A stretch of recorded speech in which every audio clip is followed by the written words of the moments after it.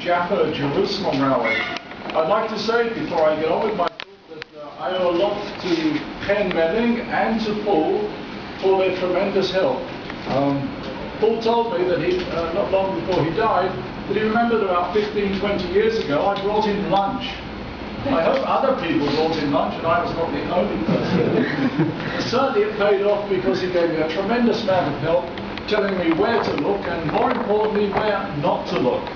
Unfortunately, a lot of the archival material on the Jaffa Jerusalem Railroad was destroyed during the First World War by the Turks. The documents were taken to Kedem Railroad Depot at near Damascus, and there most of the material was burned.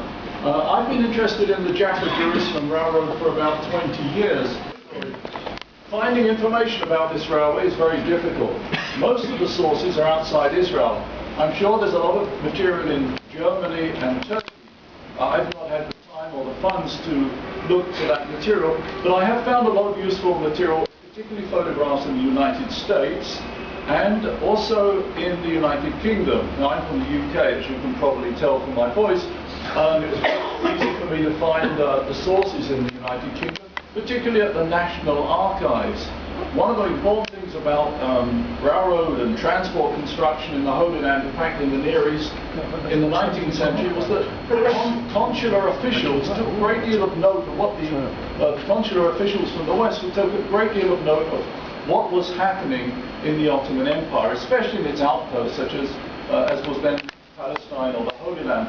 So the English consular officials, and the American in particular, wrote extensive reports. Some were published, some became articles. Also, the Palestine Exploration Fund in London was very interested in railroad construction in the Holy Land for strategic reasons. Some of the work was funded by the British military. This is a map drawn up by Conrad Schick. Probably most of you have heard of him. Conrad Schick arrived in the Holy Land in the 1840s, the first two members of a group of evangelical Protestants from Basel. He was trained as a watchmaker. He thought he'd make a living as a watchmaker in the Holy Land, but there wasn't much demand. So he had a rough time. He began helping in a school for young boys, Jewish boys who'd been converted to Christianity. He made lots of models of the Holy Land for sale outside of the Holy Land. And eventually he was, some of his work was funded by the Palestine Exploration Fund in London. In 1865, this organization was founded. From around 1880, Conrad Schick sent them reports of archaeological excavations that he was undertaking. And around 1890, he sent them both photographs and extensive reports on the Jaffa Jerusalem Railway. And this material still exists. Now, this map was drawn up by Conrad Schick around 1890, in 1892, based on some of the original plans that the French engineers from the railroad had in Jerusalem Station. Those plans no longer exist, but fortunately he drew up the plans and prepared this diagram. Okay, well, why would anybody want to build a railway in the Holy Land? In the mid-19th century, there wasn't very much demand. There were lots of pilgrims arriving from abroad, sometimes several hundred at one time, particularly from France, Russia, and the Austro-Hungarian Empire. They didn't have much money, they were unlikely to be train travelers, and in any case, there wasn't much freight traffic. However, Thomas Cook in the 1860s, Thomas Cook, the very famous English travel agent, was developing his Near East business. He started in Egypt, and at the end of the 1860s he realized there was a lot of interest from his American and European tourists in extending their visits to Egypt and Europe beyond to the Holy Land. And here's a picture of some of his ships that he had along the Nile. And by 1869 he was offering trips to the Holy Land. This is the Jerusalem's Jaffa Gate, and you just see here part of the cook's sign telling people if they went inside the gate they would find the cook's office. So around 1870, the Cook Travel Agency was building up its business, and this is how people travelled in those days, trying to travel through the Holy Land in the way, say, that Jesus did, in far more luxurious conditions with tents, Arab assistance, horses, and this is a group of tourists.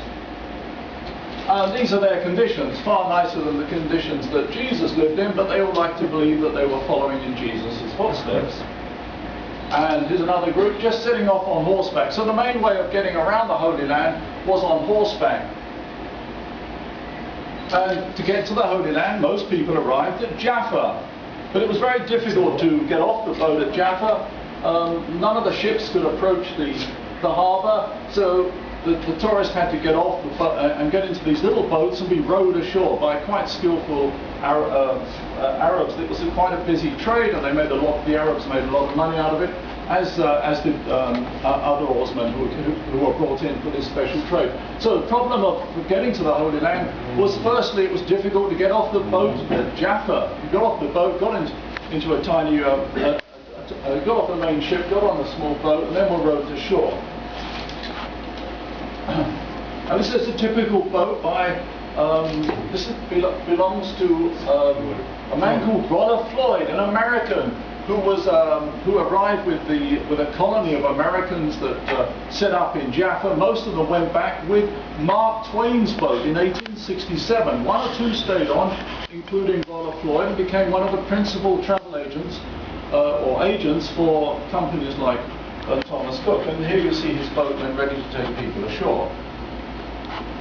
In the mid-1870s, there was a great deal of railroad and tunnel construction. There was an attempt to build a tunnel between England and France, and this diagram shows chariots with horses of fire and iron, a term that has been used, was translated from the French and was used in the catalogue of an exhibition at the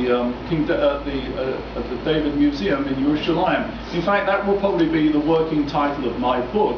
But as you can see, this is a chariot with horses of fire and iron going from London across the Channel Tunnel, via the Channel Tunnel, and it's not very clear, but it's on the way to Marseille. This drawing was made in 1875, and it predicts that in the mid-1880s there will be peace in the world, militarism will be replaced by transportation, trade and movement of people between countries. Well, in the very same year, 1875, a young man named Joseph Navon was finishing his education in Marseille. Joseph Navon was a member of one of the well-established families in Jerusalem. He and Joseph Amsalag got together and decided that they would promote a railway between Jaffa and Jerusalem. And this is the ceremony in March 1889 for cutting the first sod of the railway near Jaffa. We can see a gentleman called Johannes Frutiger with the European hat. Johannes Frutiger was a famous banker. He was also a member of that group that came from Basel following Schick and others. And I think that Joseph Navon is just second from the right of the Pasha.